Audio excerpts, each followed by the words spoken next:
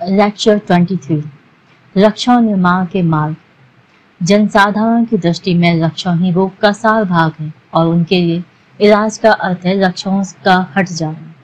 पर चिकित्सा विज्ञान में लक्षणों और रोग में भेद करना बहुत महत्वपूर्ण है और यह बताना भी महत्वपूर्ण है कि लक्षणों का हट जाना और रोग का हट जाना एक ही बात नहीं है, परंतु लक्षणों के हट जाने के बाद रोग का जो एकमात्र मूर्त अंश रह जाता है वह है नए लक्षणों का निर्माण करने की क्षमता। इसीलिए थोड़ी देर के लिए हम जनसाधारण का ही दृष्टिकोण मानने और लक्षणों की बुनियाद के ज्ञान को रोग विषयक जानकारी का समर्थक समझें। लक्षण ऐसे व्यापार या चेष्टाएं हैं जो सारे जीवन की दृष्टि से हानिकारक या हीनतम रूप में बेकार हैं। यहाँ यह ध्यान रखिए कि हम मानसिक या मनोधातु जनक लक्षणों और मानसिक रोगों पर विचार कर रहे हैं। लक्षणों से ग्रस्त व्यक्ति बार बार यह शिकायत करता है कि वे मुझे बुरे लगते हैं या मुझे उनसे परेशानी और तकलीफ होती है। उनसे मुख्य हानि यह होती है कि उनमें बहुत सी मानसिक ऊर्जा खर्च होती है और इसके अलावा उनमें संघर्ष करने में भी ऊर्जा खर्च होती है। जब लक्षण अधिक फैल जाते हैं तब दोनों प्रयासों में इतनी अधिक ऊर्जा खर्च हो जाती है कि व्यक्ति के पास अपनी कुल मानसिक ऊर्जा की गंभीर कमी हो जाती है जो उसे जीवन के सब महत्वपूर्ण कार्यों में असमर्थ कर देती है।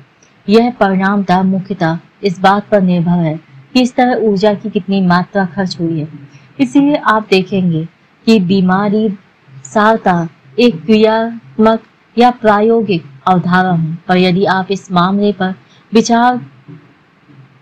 सिद्धांत की दृष्टि से विचार करें और मात्रा के प्रश्न को छोड़ दें तो आप आसानी से कह सकते हैं कि हम सब लोग रोगी अर्थात स्नायु रोगी हैं, क्योंकि लक्षण निर्माण के लिए जो अवस्थाएं अपेक्षित हैं वे प्रकृत व्यक्तियों में भी दिखाई जा सकती हैं। स्नायविक लक्षणों के बारे में हम यह जानते हैं कि वे उस द्वंद्व का परिणाम है जो राग की संतुष्टि का नया रूप तलाश करने पर पैदा होते हैं। दो शक्तियां जो एक दूसरे के विरोध में खड़ी हैं लक्षण में फिर आकर मिल जाती हैं और लक्षण निर्माण में निहित समझौते या मध्य मार्ग द्वारा सामंजस्य कर लेती हैं। उसी कारण लक्षण में इतने प्रतिरोध का सामर्थ्य है, इसे दोनों ओर से सहारा मिलता है। हम यह भी जानते हैं कि द्वंद्व करने वाले दो पहलवानों में वह असंतुष्ट राग है जो यथार्थता से कुंठित हो गया है और जिसे अब संतुष्टि के लिए दूसरा मार्ग खोजना पड़ा है।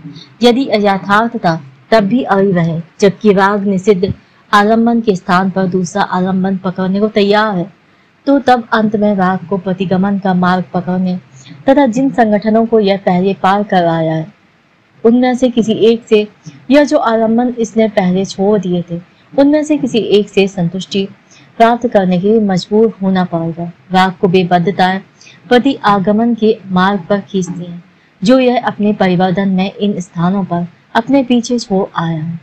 अब काम विकृति का रास्ता स्नायु रोग के रास्ते से बिल्कुल अलग हो जाता है।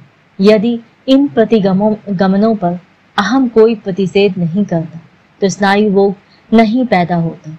राग यथार्थ असंतुष्टि प्राप्त कर लेता है, यद्यपि वह प्रकृत संतुष्टि नहीं होती, पर यदि अहम जो न केवल चेतना को बल्कि कर्म स्नायु के उद्दीपन द्वारों को भी नियंत्रित करता है, तो इस प्रकार मानसिक आवेगों की वस्तुतः संतुष्टि को नियंत्रित करता है।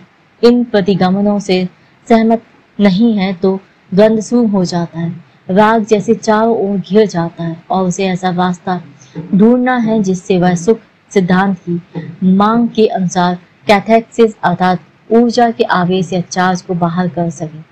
यह अहम से बचने और दूसरे दूर रहने की कोशिश करेगा। परिवर्धन के मार्ग पर जिस पर अब प्रतिगमन हो रहा है मौजूद बद्धताएं जिनसे अहम ने पहले दमन द्वारा अपने को बचा लिया था ऐसे पलायन मार्ग के रूप में दिखाई देती हैं। पीछे की ओर जाते हुए इन दमित स्थानों को पुनः ऊर्जाविष्ट करते हुए राग अहम और उसके नियमों से अपने आप को दूर हटा लेता है, पर वह अहम के प्रभाव से प्राप्त सारे प्रशिक्षण को त्याग देता है यह तब तक विनीत था जब तक संतुष्टि नजर आ रही थी। बाहरी और भीतरी कुंठा के दोहरे दबाव में यह नियम्य बन जाता है और पुराने सुखमय दिनों की ओर मुड़कर देखने लगता है।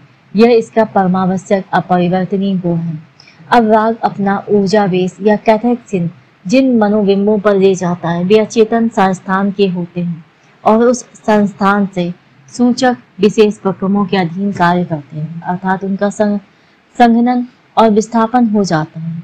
इस प्रकार ऐसी अवस्थाएं बन जाती हैं जो स्वप्न निर्माण की अवस्थाओं से बिल्कुल मेल खाती हैं, जैसे गुप्त स्वप्न जो पहले विचारों से अचेतन में बनता है और किसी अचेतन इच्छा कल्पना की पूर्ति होते हैं, किसी पूर्व चेतन चेष्टा से मिलता है और इसकी काटछांट करती है और अपनी राय के अनुसार व्यक्ति स्वप्न में एक मध्य मार्गी या समझौते बारे रूप का निर्माण होने देती है। उसी प्रकार उन मनोबिंब को जिससे राग चेतन में जुड़ा रहता है, राग निरूपक पूर्व चेतन अहम की शक्ति से फिर संघर्ष करना पड़ता है। अहम में इसका विरोध प्रति आवेश एंटी कैथेक्सिस बनकर इसके पीछे आता है और इसे अभिव्यक्ति का एक ऐसा रूप अपनाने को मजबूर करता है जिससे साथ विरोध करने वाले बल भी अपने आप को अभिव्यक्त कर सके। इस प्रकार तब लक्षण अचेतन रागात्मक इच्छापूर्ति के अनेक प्रकार से विपर्यस्त व्युत्पन्न रूप में एक ऐसे चतुराई से चुने गए संदिग्ध अर्थ के रूप में जिसके दो बिल्कुल परस्पर विरोधी अर्थ होते हैं जन्म लेता है। स्वप्न निर्माण और लक्षण निर्माण में सिर्फ इस अंतिम बात में अंतर है, क्योंकि स्वप्न निर्माण में पूर्व चेतन का प्रयोजन सिर्फ इतना है कि नींद की रक्षा की जाए और ऐसी कोई बात चेतना में ना घुसने दी जाए जो इसे बिगाड़े। यह अचेतन इच्छा आवेग के सामने नहीं, इसके विपरीत का प्रतिषेधक नोटिस लगाने का आग्रह नहीं करता। तो यह अधिक सहिष्णु हो सकता है क्योंकि सोता हुआ मनुष्य कम खतरनाक स्थिति में रहता है। इच्छा को वास्तव में पूरी होने से रोकने के लिए नींद की अवस्था ही काफी है। आप देखते हैं कि द्वंद्व की स्थिति में राग का यह पलायन बद्धताओं के अस्तित्व के कारण संभव हो पाता है।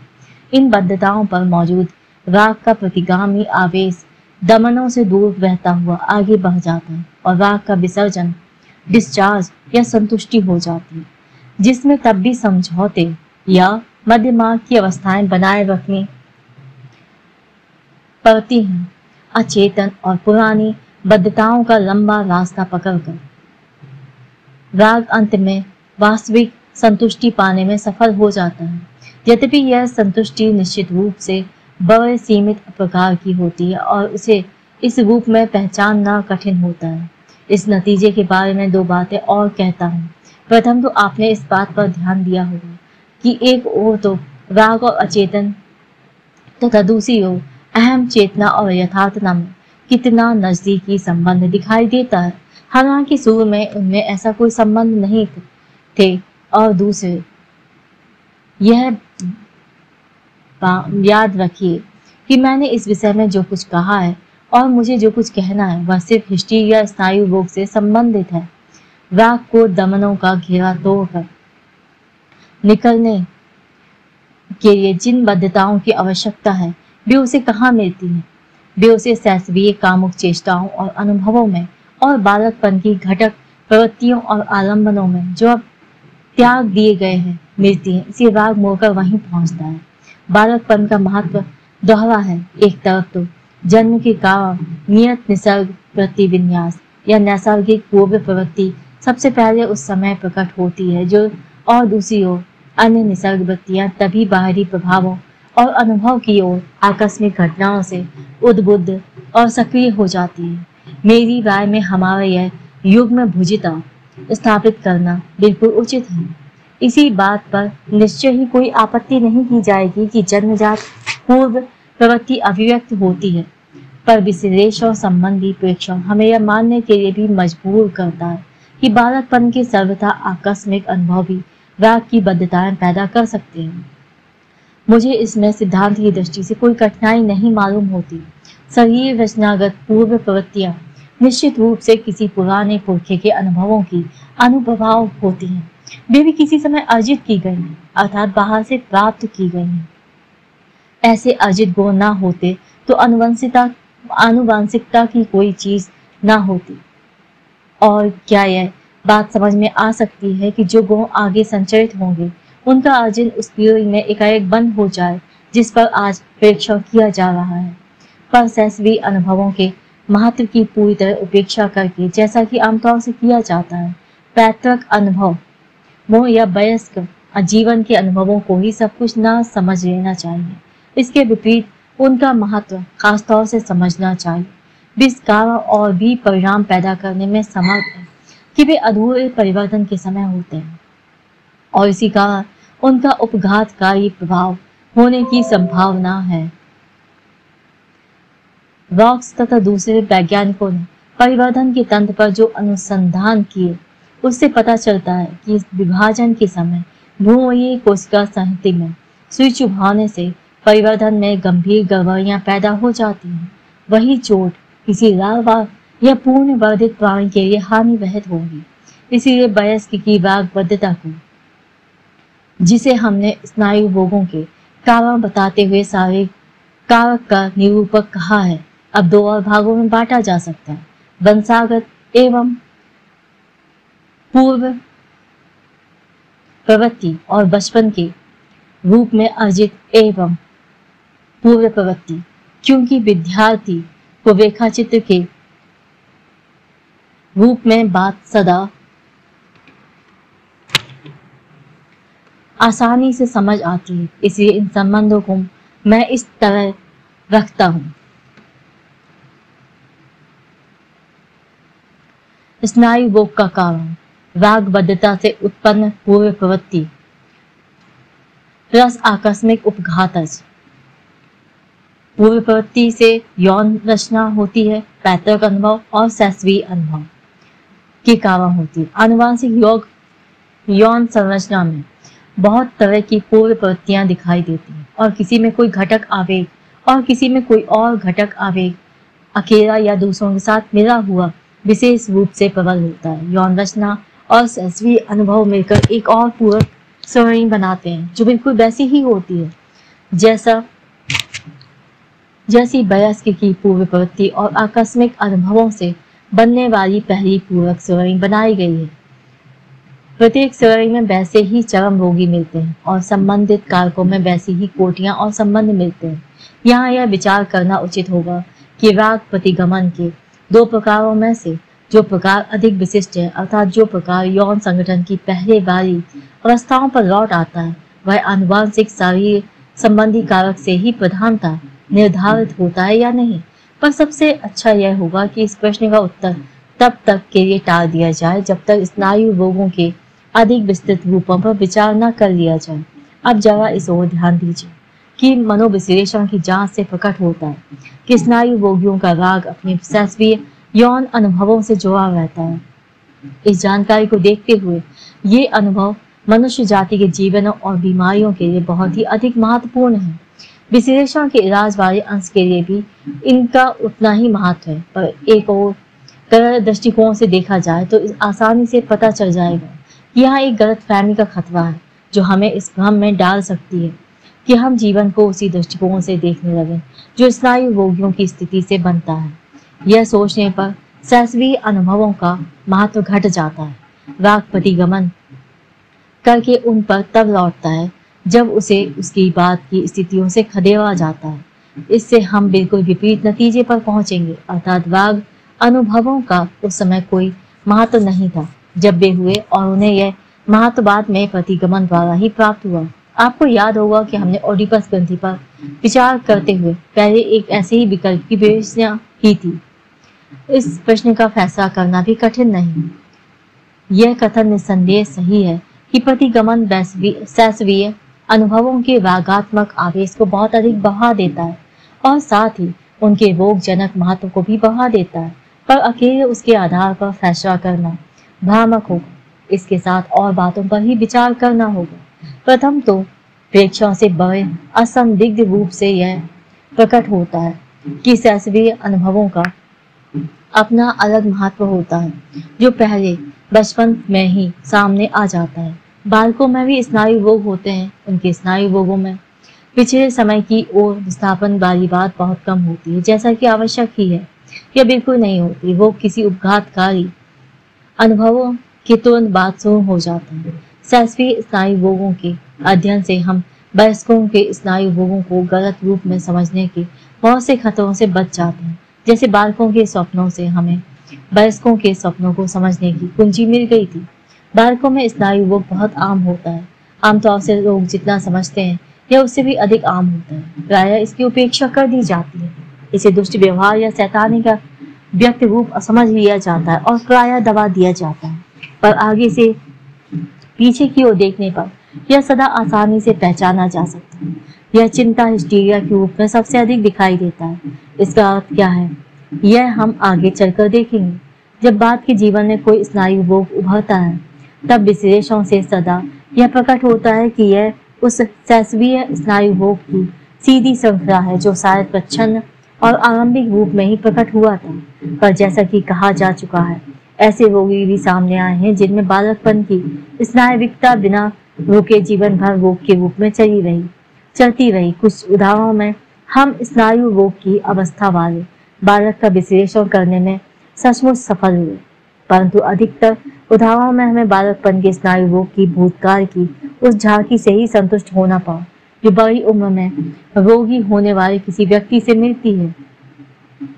इस बड़ी उम्र में उचित उपाय और सावधानियां करने में उपेक्षा नहीं बरतनी चाहिए। दूसरी यह बात भी निश्चित रूप से रहस्यमय या गौर रहेगी कि यदि बालकपन के समय में ऐसी कोई बात नहीं थी जो राग को आकर्षित कर सकती, तो राग क्यों उन पर ही इस तरह सदा प्रतिगमन करता है।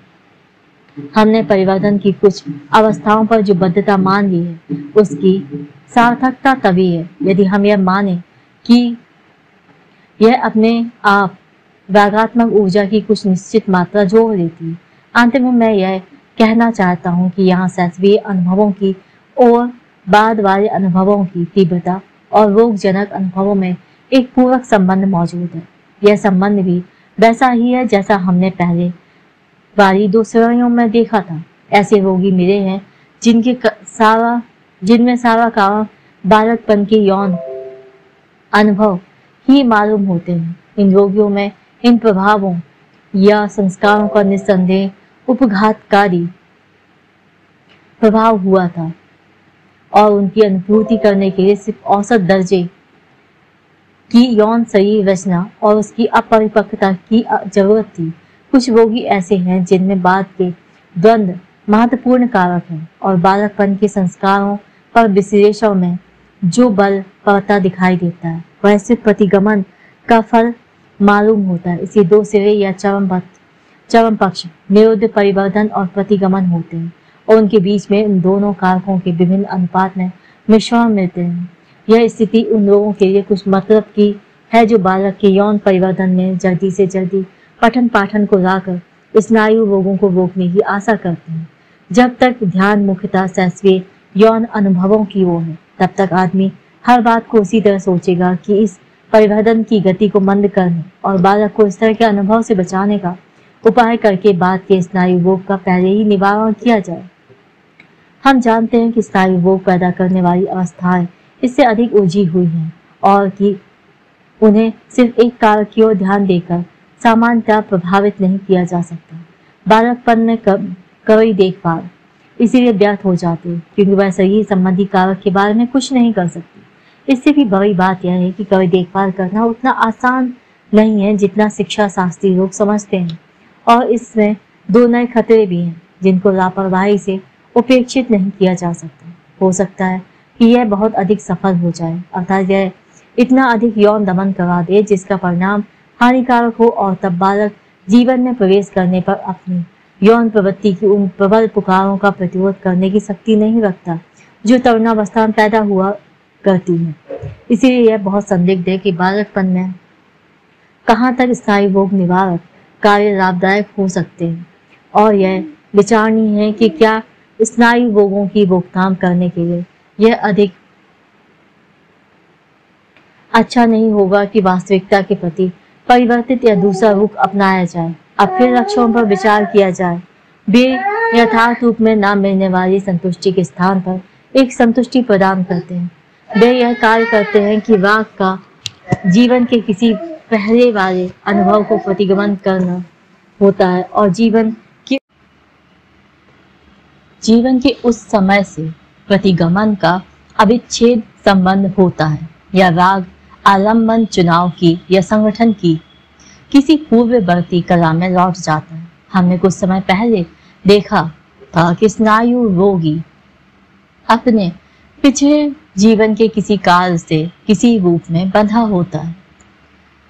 हम अब जानते हैं कि यह पिछला समय वह है जिसमें उसका राग संतुष्टि पा सकता था, जिसमें वह सुखी था। वह अपनी जीवन कथा पर पीछे घूम कर देखता है, किसी ऐसे काल की तलाश करता है और उसे तलाश करता ही जाता है, चाहे उसे उस काल तक लौटना पड़े जब वह दुधमुहा शिशु था और वह बात के प्रभावों से उसके मन में इसकी जो कल्पना बनी हुई है उसके अनुसार या अपनी स्मृति के अनुसार उसे पाने का यत्न करता है। लक्षण किसी रूप में संतुष्टि का वह अब पहला सैसवी तरीका फिर पैदा कर देता है, चाहे द्वंद्व में ध्वनित काट छांट या सेंसरशिप द्वारा उसका रूप छिपा दिया गया हो या चाहे वह पीड़ा के संवेदना में बदल दिया गया हो, जैसा कि आमतौर पर होता है और रोग पैदा होने तक के अनुभवों में से लिए हुए अवयवों से मिला हुआ है। लक्षणों से जिस तरह की संतुष्टि मिलती है उसका रूप ऐसा होता है कि हम पहचान नहीं पाते और इसके अलावा यह तथ्य तो है ही कि संबंधित व्यक्ति को उस संतुष्टि का अनुभव नहीं होता जिसे हम संतुष्टि कहते हैं। उसे वह तकलीफ के रूप में महसूस करता है और दूसरी शिकायत करता है। यह रूपांतरण मानसिक द्वंद्व से हुआ है जिसके दबाव से लक्षण को बंधना पड़ा।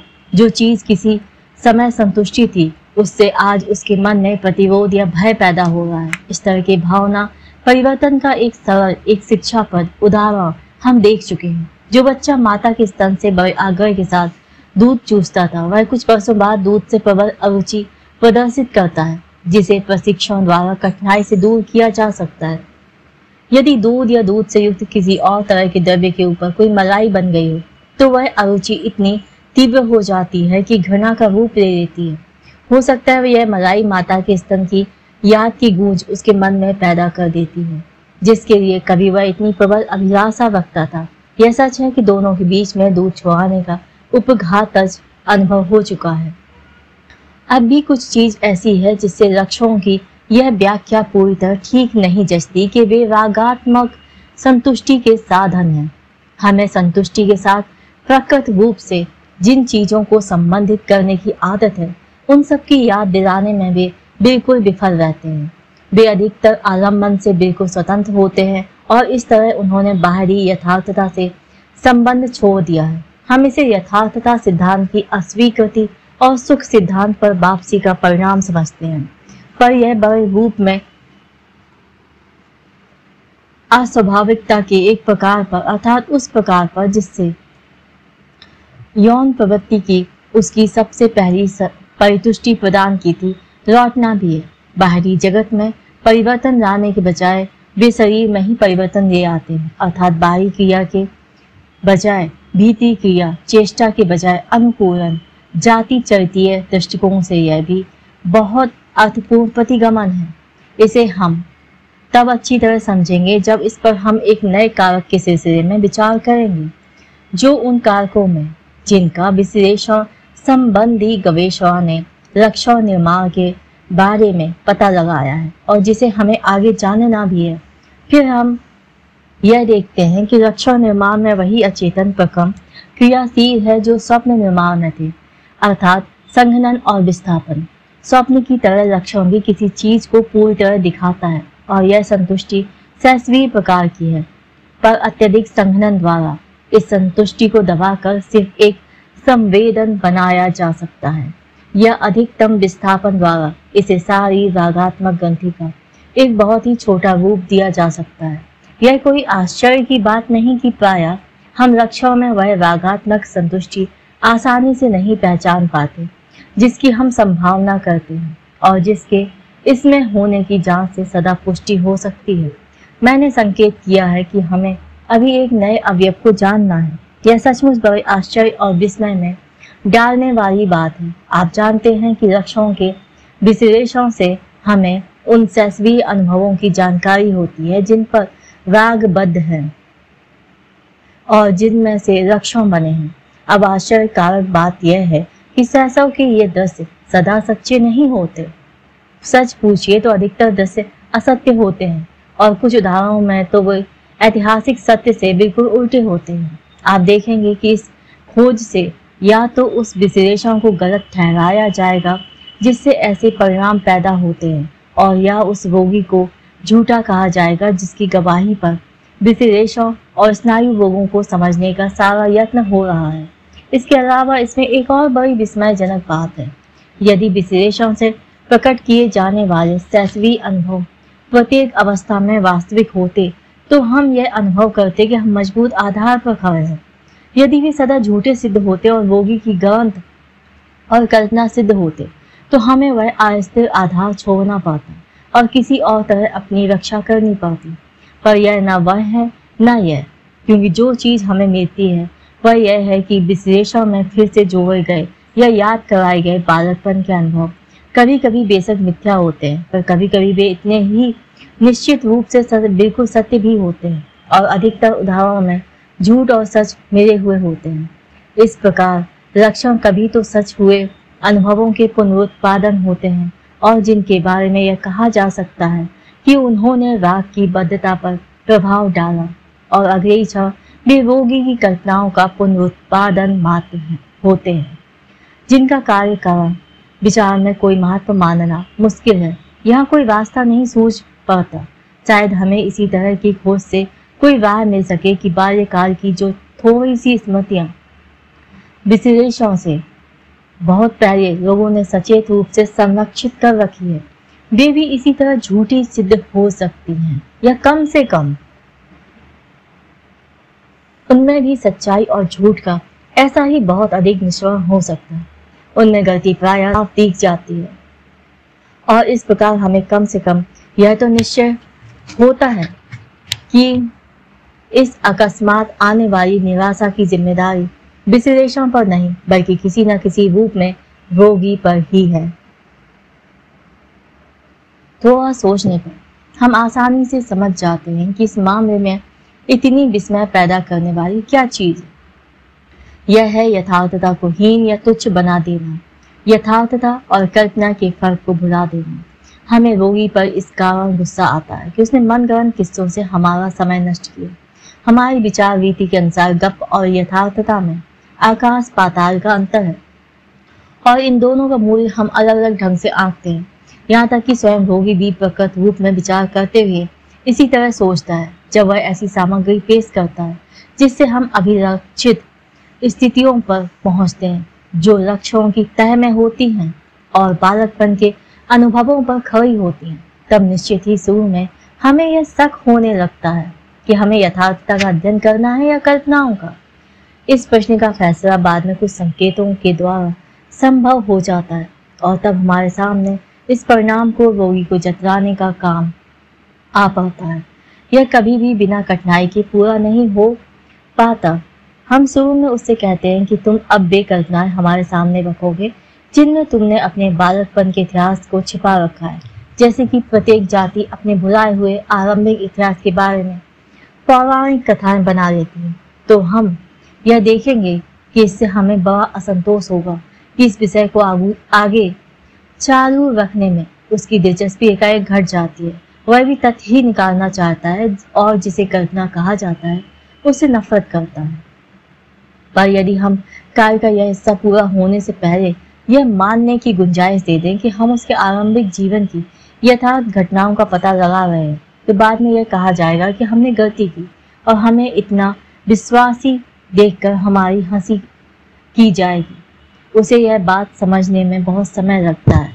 कल्पना और यथार्थता को एक जैसा मानकर चलना होगा, और शुरू में इस बात का कोई महत्व नहीं है कि उसके जिन बालकपन के अनुभवों पर हम विचार कर रहे थे वे कल्पित हैं या यथार्थ, परंतु फिर भी स्पष्टता उसके मन की उन सृष्टियों के प्रति एकमात्र सही रूप यही हो सकता है कि उसमें यथार्थता भी है और कल्पना भी।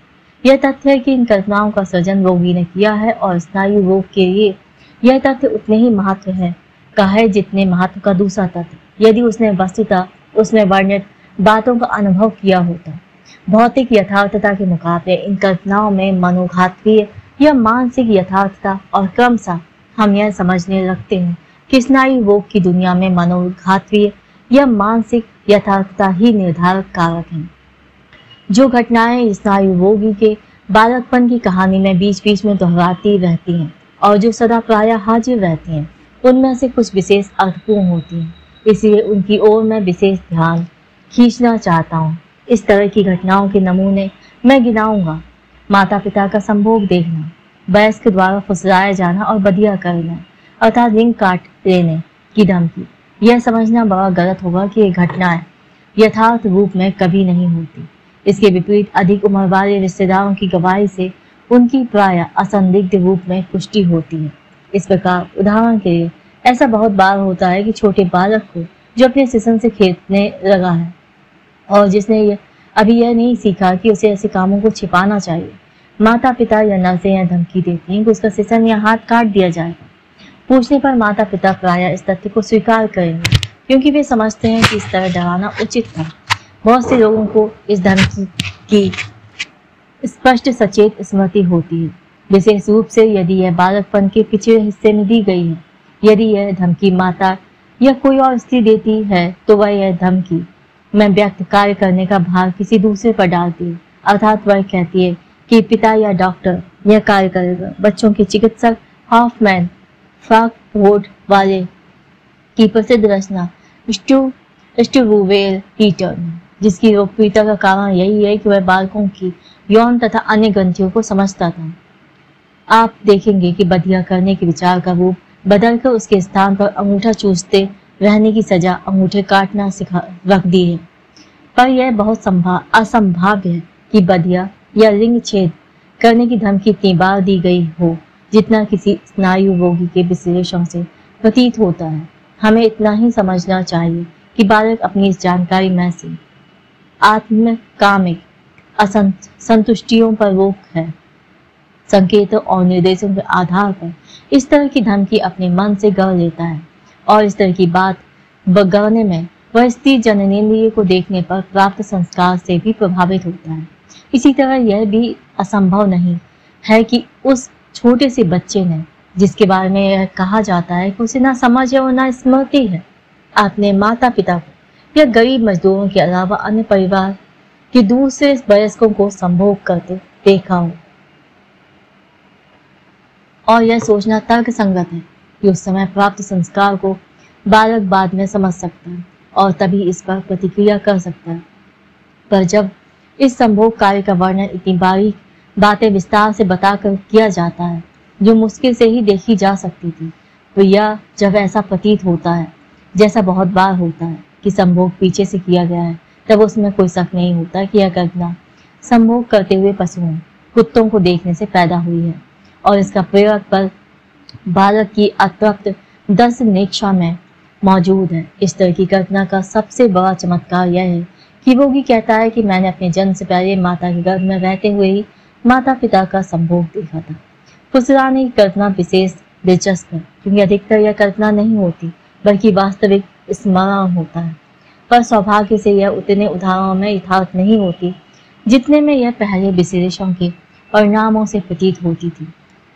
वयस्कों की अपेक्षा उसी आयु के या कुछ अधिक आयु के बालकों द्वारा फुसलाने की बात अधिक होती है और जब लड़कियां जो अपने बालकपन की कहानी में प्रायः सदा इस घटना को पेश करती हैं, पिता को फुसलाने वाला बताती हैं, तब ना तो इस कथन के कल्पित होने में संदेह किया जा सकता है और ना इसके पीछे क्रियाशील प्रयोग भाव में। जब फुसलाने की बात नहीं हुई तब कल्पना प्रायः बचपन की आत्मकामिता बाहरी यौन चेष्टा को ढकने के लिए प्रयुक्त की जाती है। बालक आत्मकामिता के बारे में शर्म की भावना से बचने के लिए कल्पना से बिल्कुल शुरू के काल में किसी वांछित आलम्बन की बात बना लेता है, परंतु यह मत समझिए कि निकटतम पुरुष रिश्तेदारों द्वारा बालकों का यौन दुरुपयोग पूरी तरह कल्पना रोग की ही उड़ान है। अधिकतर विश्लेषकों ने ऐसे रोगियों का इलाज किया होगा जिनके साथ सचमुच ऐसी घटनाएं हुई थी जो असंदिग्ध रूप से सिद्ध की जा सकती थी, पर फिर भी वे बचपन के पिछले बरसों की घटनाएं थी और वे उनसे पहले के समय की बता दी गई थी। इन सब ने एक ही धारणा बनती कि स्नायु वर्ग के इस तरह के बालकपन के अनुभव किसी न किसी रूप में आवश्यक हैं कि वे इसकी स्थायी सूची में आते हैं। यदि वे यथार्थ घटनाओं में मिलते तो अच्छा है, पर यदि यथार्थता में ये नहीं है तो उन्हें संकेतों में से निकालकर कल्पना द्वारा बढ़ा लिया जाएगी। परिणाम वही है जो आज भी हमें परिणामों कोई भिन्नता पाने में सफलता नहीं हुई, चाहे इन अनुभवों में कल्पना ने मुख्य कार्य किया हो या यथार्थता ने। यह भी उन पूर्वा श्रेणियों में से एक है जिनकी पहले इतनी बार चर्चा की गई है। निश्चित रूप से यह उन सबसे विचित्र है। उन कल्पनाओं की आवश्यकता और सामग्री कहाँ से आती है? निसर्ग व्यक्ति स्रोतों के बारे में कोई संदेह नहीं हो सकता, और इस बात को कैसे व्याख्या की जाएगी कि समान कल्पनाएं सदा उसी वस्तु से बन जाती हैं? इसका मेरे पास एक ही उत्तर है, और मैं यह जानता हूं कि आपको बड़ा साहसिक लगेगा। मेरा विश्वास है कि ये आदिम कल्पनाएं, मैं इन्हें तथा कुछ और कल्पनाओं को भी यह नाम देना चाहता हूँ, जाति चरितीय संपत्ति। उनमें मनुष्य का अपना अनुभव जहाँ कहीं नाकाफी रहा, वहाँ वह इससे बाहर निकलकर अपने आप को अतीत के युगों के अनुभवों तक फैला लेता है। मुझे यह बिल्कुल असंभव मालूम होता है कि आज विश्लेषण में कल्पना के रूप में जो कुछ बताया जाता है, बचपन में फुसलाना, माता पिता के मैथुन को देखकर यौन उत्तेजना का पैदा होना, लिंग छेद की धमकी या स्वयं लिंग छेद भी पर मानव कुटुंब के प्रागैतिहासिक कालों में यथार्थता था, और बालक अपनी कल्पना में अपने सच्चे व्यक्तिगत अनुभवों के खाली स्थानों की सच्चे प्रागैतिहासिक अनुभवों से पूर्ति मात्र कर देता है। हमें बार बार यह संदेह करने का मौका आया कि मानव परिवर्तन के आद्यकालीन रूपों की सबसे अधिक जानकारी हमारे लिए स्नायु रोगों के मनोविज्ञान में ही संचित है, हमारी गवेषणा के किसी अन्य क्षेत्र में नहीं। अब जिन बातों पर हम विचार कर रहे हैं उनके लिए उस मानसिक व्यापार के उद्गम और अर्थ पर अधिक बारीकी से विचार करने की आवश्यकता है, जिसे कल्पना निर्माण कहते हैं। साधारणतया जैसा कि कहा जाता है कि इसे बड़ा सम्मान प्राप्त है, यद्यपि मानसिक जीवन में इसका स्थान स्पष्ट रूप से नहीं समझा गया है। मैं इसके बारे में आपको इतना ही बता सकता हूँ। आप जानते हैं कि बाहरी आवश्यकता के प्रभाव से मनुष्य का अहम धीरे धीरे इस तरह प्रशिक्षित हो जाता है कि वह यथार्थता का महत्व ग्रहण कर सके और यथार्थता सिद्धांत पर चल सके, और ऐसा करने में इसे अपने सुख की इच्छा के न केवल यौन बल्कि बहुत से आलम्बन और उद्देश्य स्थायी रूप से या अस्थायी रूप से त्यागने होंगे। पर सुख का त्याग मनुष्य के लिए सदा बड़ा कठिन रहा है। वह किसी न किसी तरह की क्षतिपूर्ति के बिना इसे नहीं कर पाता। इसलिए उसने अपने वास्ते एक ऐसे मानसिक व्यापार का विकास कर लिया है जिसमें सुख के ये सब त्यागे हुए साधन और संतुष्टि के छोड़े हुए मार्ग अपना ऐसा अस्तित्व बनाए रख सकते हैं जिसमें वे यथार्थता की आवश्यकताएं पूरी करने से फारिग रहते हैं, और जिसे हम प्रयोगशील यथार्थता का, टेस्टिंग रियलिटी का प्रयोग कहते हैं, उससे मुक्त रहते हैं। प्रत्येक लालसा शीघ्र ही अपनी क्षतिपूर्ति के मनोबिंब के रूपांतरित हो जाती है। इसमें कोई संदेह नहीं कि कल्पना में इच्छा पूर्ति करने से तृप्ति होती है, यद्यपि यह ज्ञान कि यह यथार्थता नहीं है इनके द्वारा ढक नहीं जाता। इसीलिए कल्पना में मनुष्य उस बाहरी जगत की पकड़ से आजादी का मजा लेता रह सकता है जिसे असल में उसने बहुत पहले त्याग दिया है। उसने अपने आप को इस तरह का बना लिया है कि वह कभी सुखाती प्राणी और कभी तर्क संगत मनुष्य बनता रहे, क्योंकि यथार्थता से जो थोड़ी सी संतुष्टि वह कर पाता है वह उसे भूखा और अतृप्त छोड़ देती है। फॉन्टेन ने कहा था, सहायक निर्माण के बिना कोई भी कार्य नहीं किया जाता। कल्पना के मनोराज्य की सृष्टि में ऐसे स्थानों पर संरक्षित वनों और प्राकृतिक वाटिकाओं की स्थापना अच्छी तरह की जाती है, जहाँ खेती, यातायात या उद्योग के विस्तार के कारण धरती का असली चेहरा बड़ी तेजी से एक अजनबी चीज में बदलने का खतरा मौजूद है। संरक्षित वन वस्तुओं की पुरानी अवस्था को कायम रखता है, जिसे और अब सब जगह खेत के साथ आवश्यकता पर बलि चढ़ा दिया गया है। यहाँ प्रत्येक वस्तु, यहाँ तक कि बेकार और हानिकारक वस्तु भी मनचाहे तौर से बढ़ और फैल सकती है। कल्पना का मनोराज्य भी ऐसा ही संरक्षित वन है, जिसे यथार्थता की घुसपैठ से बचाकर हरा भरा किया गया है। कल्पना से उत्पन्न सबसे अच्छी तरह ज्ञात सृष्टियों से हम पहले परिचय कर चुके हैं। वे दिवा स्वप्न कहलाती हैं और वे ऊंची ऊंची बड़ी बड़ी कामुक इच्छाओं की काल्पनिक परितुष्टि है।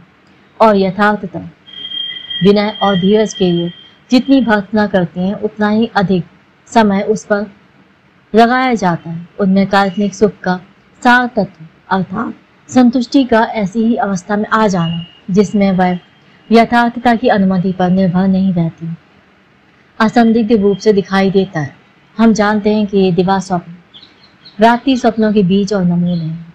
मूलतः रात्रि स्वप्न ऐसा दिवा स्वप्न ही है जिसे मानसिक व्यापार के रात में होने वाले रूप ने विपर्यस्त कर दिया है, और जो इस कारण बन पाता है कि निसर्ग वृत्ति संबंधी उत्तेजनों को रात में आजादी रहती है।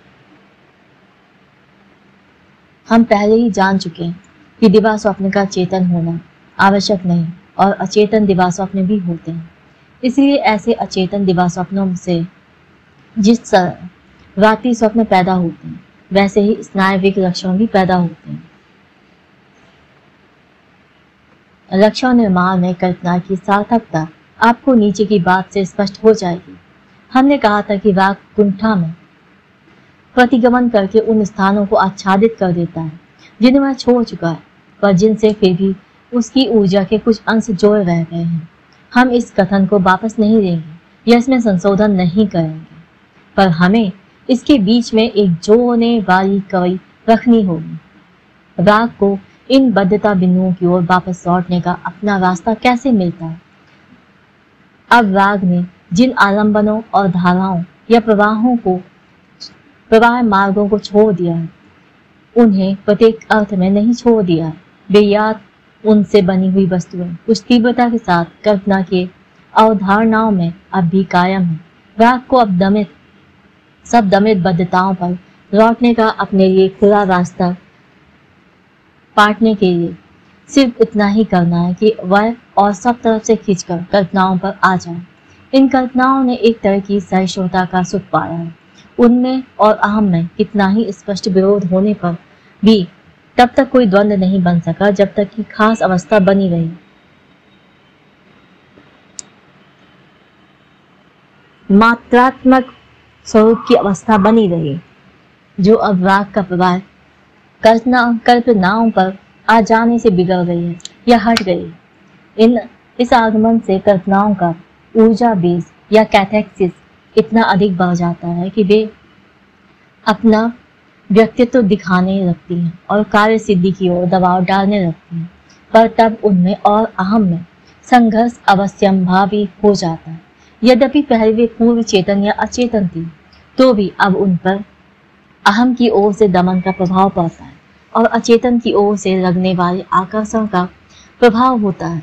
राग कल्पनाओं से जो अब अचेतन हो गई हैं, अचेतन में मौजूद उनके उत्पत्ति स्थानों की अपने खुद के बद्धता बिंदुओं की यात्रा करता है।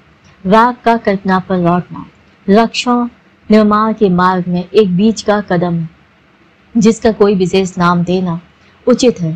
सीजी जुग ने इसे एक उपयुक्त नाम अंतर्मुखता दिया है, पर उसने इसका दूसरी वस्तुओं के वर्णन में भी अनुपयुक्त रूप से प्रयोग किया है। हम इस स्थिति पर डर रहेंगे कि अंतर्मुखता शब्द यथार्थ संतुष्टि की शक्यताओं, अंतर्मुखता इंट्रोवर्जन शब्द यथार्थ संतुष्टि की शक्यताओं से राग के परे हट जाने का और उन कल्पनाओं पर जो पहले हानि रहित मानकर सहन की जाती थी, उसके अत्यधिक संचय का वर्णन करता है। अंतर्मुख व्यक्ति अपनी स्नायु रोगी नहीं होता, पर वह अस्थायी दशा में होता है। स्थान बदलने पर बदलते हुए बलों के नए विक्षोभ से रक्षण उभर आएंगे, बशर्ते कि भी अपने दबे हुए राग के लिए कोई और रास्ता तलाश न करें। इस तरह अंतर्मुखता का बोध होने पर स्नायविक संतुष्टि का यथार्थ अयथार्थ रूप और कल्पना व यथार्थता के अंतर का तिरस्कार होना पहले ही निश्चित हो जाता है। निस्संदेह आपने देखा होगा कि अपने इस अंतिम कथन में मैंने कार्य कारण श्रृंखला जोड़ते हुए एक नया कारक अर्थात मात्रा या संबंधित ऊर्जाओं की राशि पेश की है। हमें इस कारक को भी सदा अपनी जांच में शामिल करना चाहिए। कारणात्मक अवस्थाओं का शुद्ध रूप से गुणात्मक क्वालिटेटिव विश्लेषण काफी नहीं, या दूसरी तरह कहा जाए तो इन प्रक्रमों की शुद्ध रूप से गतिकी अवधारणा काफी नहीं, उसके साथ आर्थिक पहलू भी आवश्यक है। हमें यह प्रत्यक्ष होता है कि दो विरोधी बलों में तब तक द्वंद्व नहीं छिड़ता जब तक आच्छादन की मात्रा में एक विशेष तीव्रता न आ जाए, चाहे उनका अस्तित्व सूचित करने वाली अवस्थाएं बहुत समय से मौजूद हों। इसी तरह शरीर रचना संबंधी कारक का रोगजनक महत्व इस बात से निर्धारित होता है कि घटक निसर्ग बत्तियों में से एक उस विन्यास में दूसरे की अपेक्षा अधिक हो। यह भी समझा जा सकता है कि विन्यास गुणात्मक दृष्टि से सब मनुष्यों में एक सा है और उसमें जो कुछ भेद है वह मात्रा के कारण ही है। स्नायविक रोग को सहन करने की क्षमता में भी इस मात्रा संबंधी कारक का कम महत्व नहीं है। अभिसर्जित राग की उस राशि पर ही यह बात निर्भर है कि जिसे कोई व्यक्ति मुक्त रूप से घूमती हुई अपने में धारण कर सकता है और इसका कितना बड़ा अंश इसे यौन उद्देश्य से हटाकर उदात्तीकरण में यौनेतर उद्देश्य की ओर प्रेरित कर सकता है। मानसिक व्यापार का अंतिम लक्ष्य जो गुणात्मक क्वालिटेटिव दृष्टि से यह बताया जा सकता है कि सुख पाने और दुख से बचने का प्रयत्न करना, आर्थिक दृष्टि से यह होता है कि मानसिक उपकरण में मौजूद उत्तेजन की मात्राओं, उद्दीपन साहतियों के वितरण को नियंत्रित किया जाए, उसका ऐसा संचय जो दुख पैदा करे रोका जाए। स्नायु रोगों के रक्षण निर्माण के बारे में मुझे आपको इतना ही बताना था, पर यह बात एक बार फिर दोहरा देना चाहता हूँ कि मैंने आज जो कुछ कहा है वह सिर्फ हिस्टीरिया के रक्षण निर्माण के बारे में। मनोग्रस्तता रोग में बहुत अंतर दिखाई देते हैं, यद्यपि सारभूत बातें बेही हैं। निसर्ग बत्ती द्वारा संतुष्टि के लिए पेश की गई मार्ग के विरुद्ध अहम से होने वाले प्रति आवेश, जिनका हिस्टीरिया के सिलसिले में पहले उल्लेख किया गया है, मनोग्रस्तता रोग में अधिक स्पष्ट और प्रबल होते हैं और प्रतिक्रिया निर्माणों के रूप में रोग चित्र में प्रधान होते हैं। अन्य स्नायु रोगों जिनमें रक्षण निर्माण के तंत्रों की क्षेत्र गवेषणा अभी किसी भी दशा में पूरी नहीं हुई है, ऐसे ही और अधिक बड़े अंतर पाए जाते हैं। आज आपके उठने से पहले मैं जरा देर के लिए आपका ध्यान कल्पना जीवन के ऐसे पहलू की ओर खींचना चाहता हूँ जो व्यापक दिलचस्पी का है। कल्पना से फिर यथार्थता में आने का सचमुच एक रास्ता है और वह है कला। कलाकार में भी अंतर्मुख प्रवृत्ति होती है जो और थोड़ा और चलते ही वह स्नायु रोगी बन सकता है। वह ऐसा व्यक्ति है जिसे बहुत प्रबल और जोर शोर वाली निसर्ग गतियां आवश्यकताएं प्रेरित करती हैं। वह सम्मान, शक्ति, धन, यश और स्त्रियों का प्रेम पाने की लालसा रखता है, पर उसके पास ये संतुष्टियां पाने के साधन नहीं है। इसलिए असंतुष्ट लालसाओं वाले अन्य व्यक्तियों की तरह वे यथार्थ से हट जाता है और अपनी सारी दिलचस्पी और अपना सारा राग भी कल्पना के जीवन में अपनी इच्छाओं की सृष्टि पर लगा ले जाता है, जहाँ से कुछ ही दूरी पर स्नायु रोग आ सकता है। उसे अपना परिवर्धन करते करते स्नायु रोग पर पहुंचने से रोकने के लिए बहुत से कारक इकट्ठे होते हैं। यह बात काफी प्रसिद्ध है कि अधिकतर कलाकार स्नायु रोग के कारण अपनी क्षमताओं के आंशिक निरोध से पीड़ित होते हैं। संभवतः उनकी शरीर रचना में उदात्तीकरण की प्रबल क्षमता होती है और द्वंद्व पैदा करने या न करने के कारण रूप दमनों में कुछ रचक होती है, पर कलाकार यथार्थता की ओर लौटने का मार्ग इस तरह पा लेता है। वह अकेला ही ऐसा व्यक्ति नहीं है जिसके पास कल्पना का जीवन है। कल्पना का मध्यवर्ती रोग सारी मानव जाति में मिलती है और हर अतृप्त आत्मा आराम और सांत्वना के लिए इसका सहारा लेती है। पर जो लोग कलाकार नहीं है वे कल्पना से बहुत सीमित आनंद हासिल कर सकते हैं। उनके क्रूर दमनों के कारण वे उन थोड़े से दिवा स्वप्नों का ही आनंद ले पाते हैं, सब कल्पनाओं का नहीं। सच्चे कलाकार के पास कुछ और भी चीज होती है। सबसे पहले तो वह अपने दिवा स्वप्नों की तरह को इस तरह विसर्ज करना जानता है, उनमें से वह व्यक्तिगत अंश निकल जाए जो अपरिचित कानों को खटकता है, और दूसरों के लिए वे दिवा स्वप्न रसनीय और रमणीय बन जाते हैं। वह यह भी जानता है कि उनमें इतना काफी परिवर्तन कैसे कर दिया जाए कि आसानी से यह पता न चल सके कि उनकी उत्पत्ति प्रतिसिद्ध स्रोतों से हुई है। इसके अलावा उसमें यह रहस्यमय प्रवीणता होती है कि आपकी अपनी निजी सामग्री को इस तरह से बढ़ा सके कि वह इसकी कल्पना के मनोबिंबों का ठीक ठीक अभिव्यक्ति कर सके। और फिर वह यह भी जानता है कि उसके कल्पना जीवन के इस प्रतिबिंब से ऐसी प्रबल सुखधारा कैसे जोड़ दी जाए कि कम से कम कुछ देर के लिए यह दमनों से अधिक शक्तिशाली हो जाए और उन्हें बाहर कर दे। जब वह यह सब कर सकता है तब दूसरों के लिए उनके अपने अचेतन सुख स्रोतों से आराम और सांत्वना पाने का रास्ता खोल देता है, और इस तरह उसकी कृतज्ञता और प्रशंसा प्राप्त करता है। तब उसे अपनी कल्पना द्वारा वह चीज प्राप्त हो गई है जो पहले वह कल्पना में ही प्राप्त कर सकता था, सम्मान, शक्ति और स्त्रियों का प्रेम। Thank you for listening. Have a nice day. This is the end of lecture 23.